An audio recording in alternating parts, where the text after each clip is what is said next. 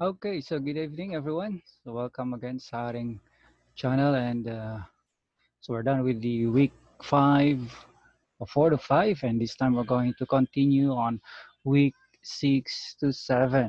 So in this week number 6 to 7, we're going to have our unit learning outcome.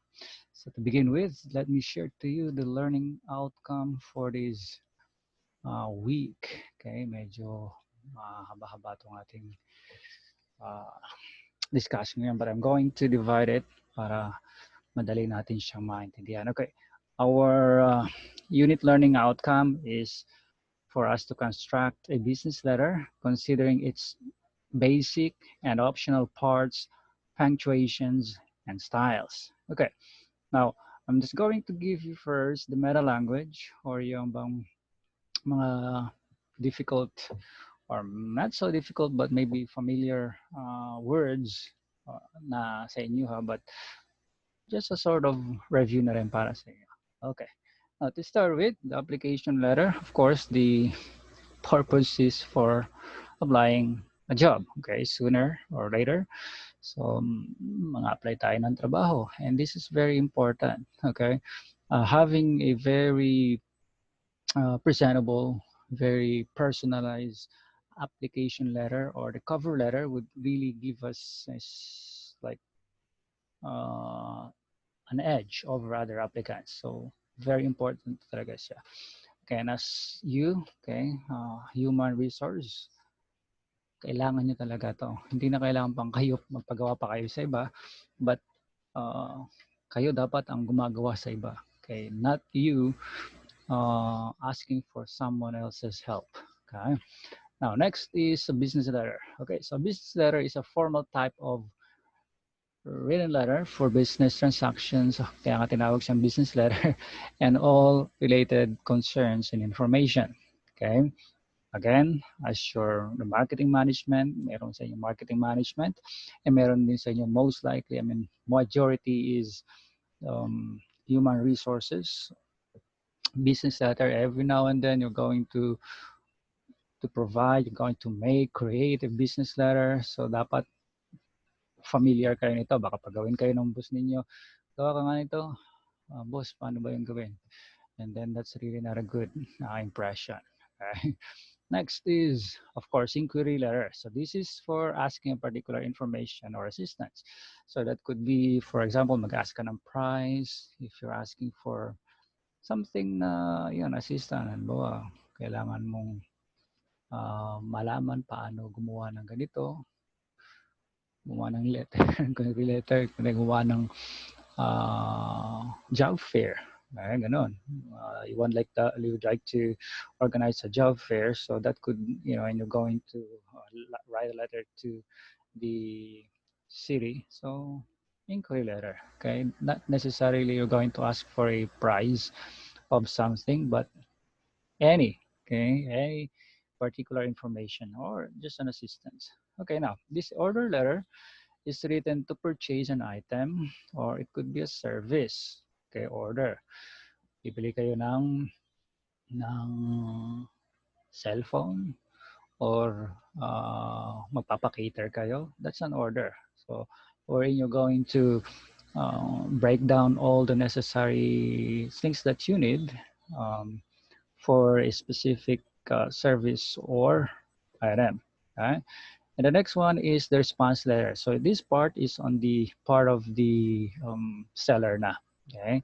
So in response to the inquiry letter, so the seller magbibigay na siya ng kanyang service or ng product to the prospective client. The next one is the request letter. So this request letter is something from offices, a company, or any service provider. So, di ko na kayo magre-request. Okay? Request nyo na meron kayong kailangan na service. Okay, that is um, after the response. Okay, after the response, okay, mag-request na kayo. We would like to have this, blah, blah, blah, blah, blah. Okay, so that's it. And next is finally The final is the resume. Okay, the resume, of course, this contains personal information, job objectives, educational attainment, work experiences, skills, and references. So, normally, ito lang yung mga sinusulat natin. But, other than this, meron ding iba, magbibigay din sila ng mga other, mga hybrid resume. Pwede din yon. But, just make it more simpler as much as possible. Okay, hindi na natin kailangan ng pagandahan yan. But who has the most captivating resume would be really have an edge over other applicants. So, ganun lang siya. Okay? And the last one is yung recipient. Okay? Sino yung recipient? This is the receiver. Okay, so the receiver of the message of the letter. So recipient. Yung tumatanggap o yung makakatanggap ng sulat. Okay, now, as to the parts of the business letter, okay, so meron tayong tinatawag na letterhead. Ano ba yung letterhead? So, ang letterhead, nakasulat dyan yung company name. So, you can refer to the module if you wanted to see how letterhead looks like. So it includes the company name, address, mailing address, or the contact numbers, or even the facsimile numbers. Okay, why do you need to provide the letterhead? Because it simply shows your professionalism. Okay, I mean, kung meron ka ng company, but of course, kung mag-apply ka lang, no need for you to include the UM's letterhead. Okay, no need na yan siya. Just simply go to the date. Okay, that is when you have your company, no matter how small or big, it's really important because it shows your professionalism and your sincerity of having a business correspondence. Okay, next is the dateline. Of course, dateline, baka naman kasi hindi na updated. Titingnan yung date. Ang date is for the purpose of documentation. Okay? Hindi naman kailangan na talagang magtatanong ko bakit kailangan talaga siya.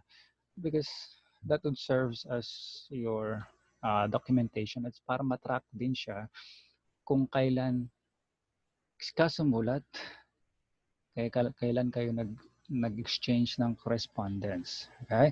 So anyway, sa letterhead pala, andyan yung natawag na natin siyang return address. Okay?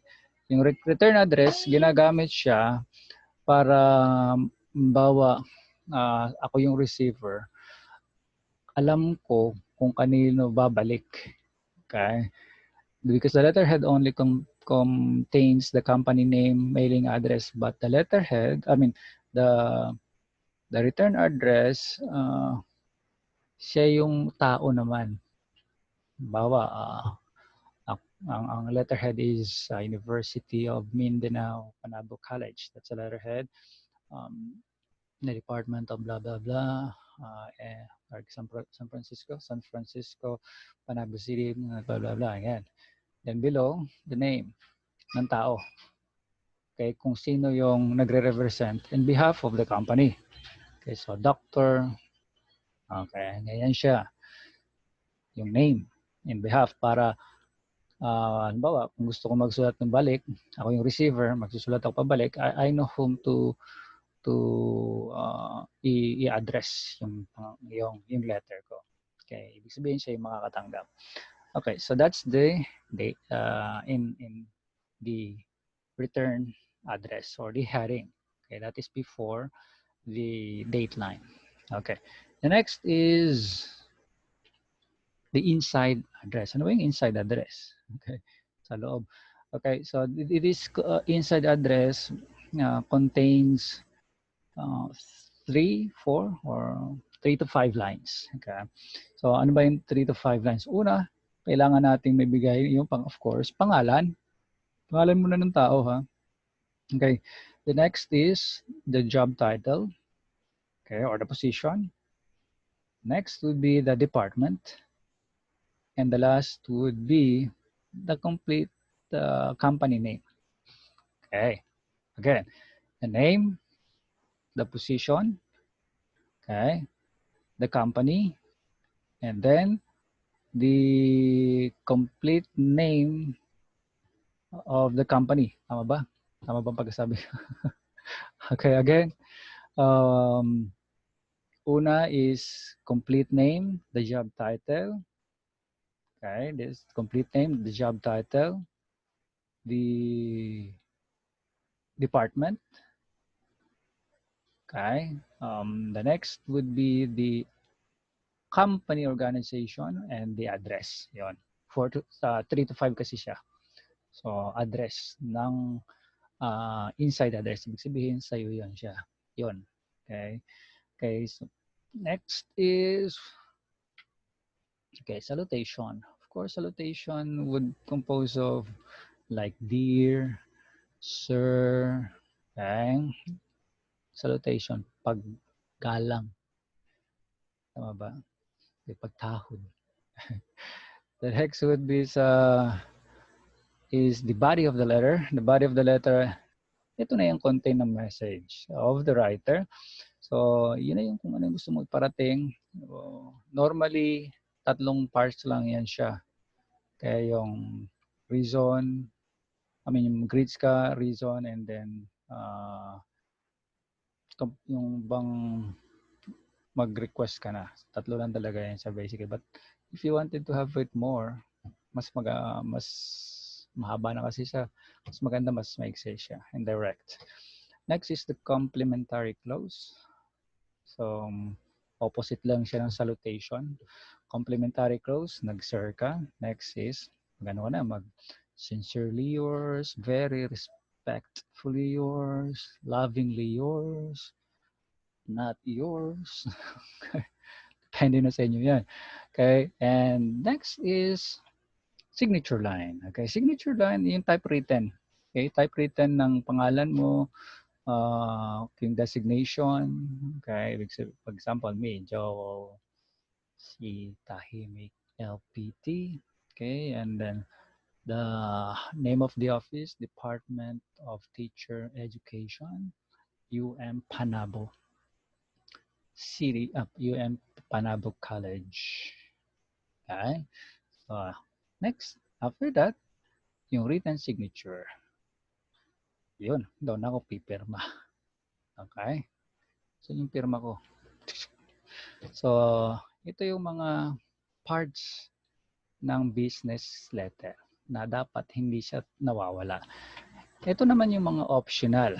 Itong optional na to, normally, makikita lang natin siya sa mga letter, for example, email. But sa ibang mga documents, makikita rin natin to siya. Itong una is yung attention line. So what is an attention line? Ang attention line is used when the letter is urgently needs to be received by the best person who can handle it.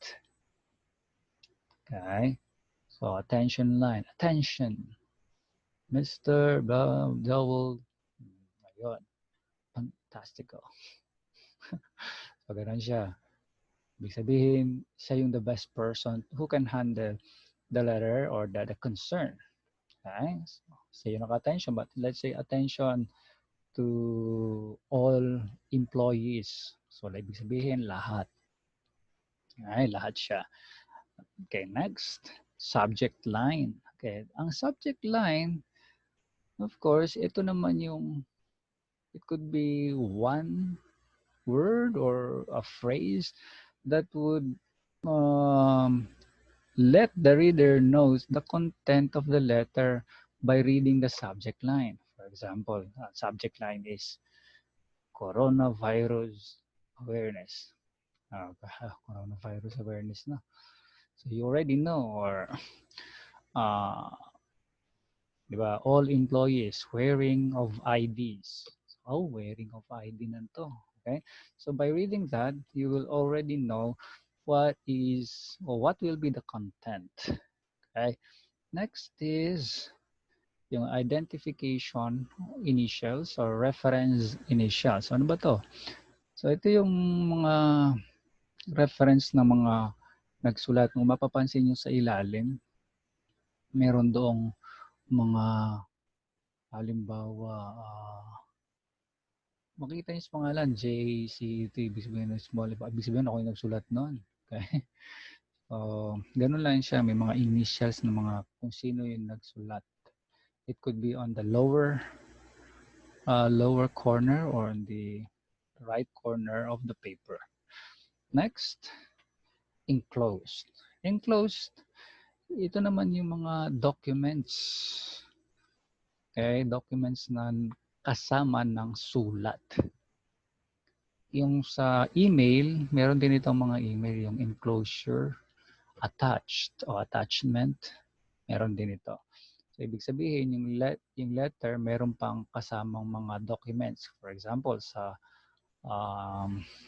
inquiry letter, you're asking for the prices of mga sasakyan. So, enclose lang nila doon. Ibig sabihin, yung letter na yon, meron siyang list of prices of the cars na i-request mo. Okay? So, yung mga enclosure. Next is the copy notation. So, itong copy notation, meron din ito ang hard copies in documents or could be also yung mga emails. Okay? Sila yung mga copy notation kasi sila yung mga departments o yung mga tao na makakatanggap ng mga sulat na individual. For example, isa sa UM, mga tawag natin mga chair program heads. Okay. So program heads, for example, ang